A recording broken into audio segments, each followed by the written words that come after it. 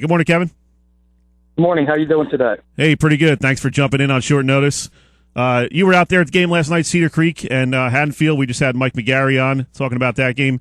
Give us some of your impressions on that game and kind of this sort of a dream season here for Cedar Creek. They graduated about 17 seniors last year. Weren't really sure what they were going to be made of this year, but they've really proved to be one of the top teams in South Jersey.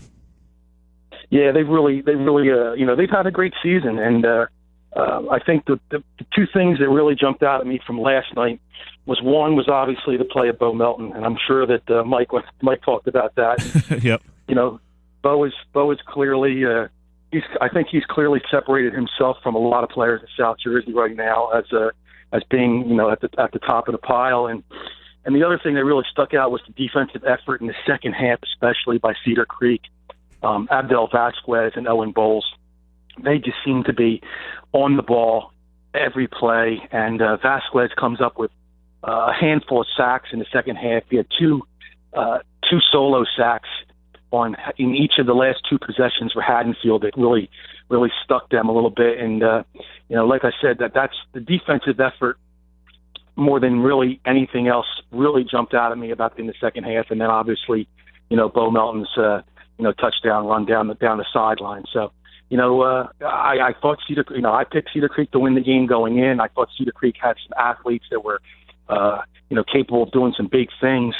And, after the first half, it was a little iffy because I think, they were right there, but I don't think they were playing as well as they could have. But obviously Tim Watson did a real nice job at halftime. They made their adjustments, and, now they get to play for a championship. Yeah, a couple turnovers there in the first half. They looked a little bit out of sync. But like you said, in that second half, they really did the things they needed to do in terms of getting after the quarterback. Tommy Cater's a tough matchup there at Haddonfield. Can do a lot of things, inside runs and getting out in the pocket on bootlegs and all that kind of stuff. So that was a tough assignment for them defensively. And also, a point Mike McGarry brought up was that one of the key things they were able to do was get first downs when they needed to with the running game, which isn't really a huge part of their offense. They like to swing the ball out there and get it into the hands of their athletes. But a guy like Isaiah Watson really came up big in that second half, got a couple of key first down runs. And talk about that a little bit and their ability to do what they needed to do to win that game. Yeah, even for a team that will rely on throwing the ball, for a good portion of their offense, when you have a lead and you're deep into the fourth quarter, putting the ball in the air is something you really don't want to have to do. And when you put the ball in the air, bad things can happen. So for them to be able to maybe use Bo Melton, pick up 3 or 4 yards, then give it the change of pace with Watson, pick up a couple first downs with some a nice burst of energy, really was really good game play calling down the stretch. You don't want to put the ball in the air because Haddonfield kid steps just one misread, one step here or there, and this could be a Haddonfield game. So, like I said, keeping the ball on the ground is probably the best thing, and they did a real nice job with that, especially in the fourth quarter. We're talking with Kevin Minnick of the Courier Post. Does a great job covering high school sports. Kevin, talk about some of these other games. Had some real exciting semifinals in South Jersey. A team like Williamstown getting an overtime win over Cherokee. Timber Creek coming out with a big upset over Hamilton. Some really top-notch high school football games here in the semifinal round.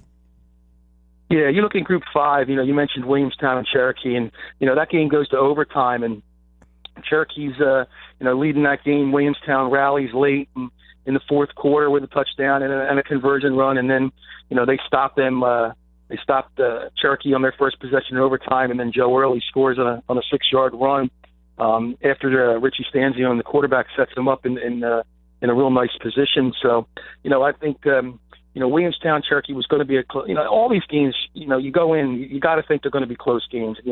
Like I've told people before, when you get to the semifinals, all the pretenders should be gone. These 4 teams in each group should be contenders for a title. And, you kind of expect tight games, in this situation, and that's what we got. And, I liked Williamstown going into the game, and not only for a revenge factor, so to speak, but Cherokee had handed them their only loss, and Cherokee was playing without Evan Powell. Evan Powell's a dynamic football player, one of the best linebackers in South Jersey, who suffered a fractured fibula last week against Millville. And, I think that really, I obviously I didn't see the game, but, I got to think that played a part in it too, because he's their heart and soul. And, Williamstown, obviously, though, hitting the road and getting a W there, that speaks volumes for where they're going. And then, you mentioned Timber Creek and Hamilton, and, the first time around, Hamilton's up 17-0 at halftime, and Timber Creek comes back, forces overtime, and Hamilton, pulls it out at the end. And I think that the big thing with that was Hamilton's 3-game stretch that a lot of people had been talking about, and they had been talking about to a degree. And I think maybe, Hamilton got a little tired in that Timber Creek game.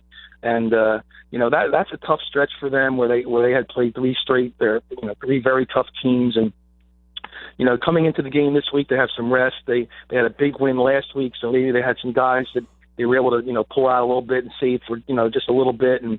But Timber Creek, Devin Leary, the sophomore quarterback, is really coming to his own, and he's a kid that's going to be the elite quarterback, or one of the elite quarterbacks in South Jersey's next 2 seasons. And when you have the kind of wide receivers and all the offensive weapons he has around him, not only does that make him good, but it enhances his confidence. And he was on the money last night, and I thought maybe in that game I was leaning towards Hamilton only because they're playing at home. I really thought the game was a coin flip. I really thought it could go either way, and playing at home would be a big factor for Hamilton. But obviously, Timber Creek finds a way to get it done on the road, and that's a team that if you go back and look at their playoff history, they've been in the playoffs in championship games an awful lot in the last 5-6 years. So it shouldn't be considered an upset in my mind, but obviously to get some revenge and get a W, they pulled it out. Talking with Kevin Minnick of the Courier Post here on the South Jersey Sports Report 97.3 ESPN. Kevin, looking at these public school brackets, we're down to 11 teams so far. We got Pemberton and Camden playing today, looking to face Delsey and South Jersey Group 3. But even when you talk about those 11 teams for 10 spots, looking at these finals, only 2 top seeds are still left. What does that say about South Jersey football and the level of competitiveness when you get to this point, the semifinals? I think there's a lot of parity, and there's not much separation between the top 2-3 teams in every group. And then if you put South Jersey on a whole, there's not a whole lot of difference between what you may say the number 1 ranked team is and the number 10, 12, 14. It's not so decisive. South Jersey football, these kids, you see the teams that make it to these sectional finals, sectional semifinals pretty much year in and year out. And there's consistency there. These are programs that know how to win. They're traditionally winners. They've been to championship games. And if they won 1 championship, they've won 3 and 4 championships. So a lot of the times you get to this point in the season, there's not a whole lot of surprises, especially in the schools in the bigger groups. You look at, in groups, you look at 2, 3, 4, 5, really, they're the ones that you look at these teams that are there. These are the teams that have been there, for a while now, and there's a reason behind that. Any surprise with Delsey and how dominant they've been in the playoffs? I know they had a little bit of struggles there late in the regular season, but this is a team, once the playoff comes, they're one of those teams that you really don't want to face. No, the thing with Delsey is, in my mind, is consistency. That school's only had 2 football coaches. John Oberg, legendary coach there for a long time, and then his replacement, Sal Marquez. Those kids, there is a certain level of play that is expected, and then there's a certain level of commitment that's expected. And there are, while there are successful teams in South Jersey, there are those teams, in my opinion, there are those teams where you expect certain things, and there's no excuses really. If Delsey's going to be in the weight room, everyone's in the weight room. And if they're going to get out there and practice, even if it's, before school, after school, whatever, they're all going to be there. There's no excuses with Delsey, and it's a model of consistency. And the thing is, the offenses remain the same. They run the wing tee. It's coming. Yet you can practice and practice all you want, and 9 times out of 10, you don't know where you don't know where it's going. but you know it's coming at you. And the thing with Delsey is, they don't throw the football. They're going to run it. They always have a big, strong, powerful fullback, and then they have a handful of tailbacks that are quick as lightning. And they had their one loss against Hamilton midway through the season or so, and I think I probably told you this before. I think they were flat out embarrassed. And in all honesty, the way they lost that game, they should have been embarrassed. They wasted no time. They got right back to it, got right back on the winning way, and here's a team that has a chance to win a fourth straight Group 3 championship. So, there's been bumps along the road here and there, during the course of the past few years for Delsey. But in the end, Sal Marquez always has that team ready to play. And when it comes to the playoffs, I don't think you ever want to play them. Good stuff. I appreciate you jumping on board and short notice, Kevin. Thanks a lot. We'll catch up to you here in the next couple of weeks. Oh, you're welcome. Thanks a lot. All right. That was Kevin Minnick from the Courier Post.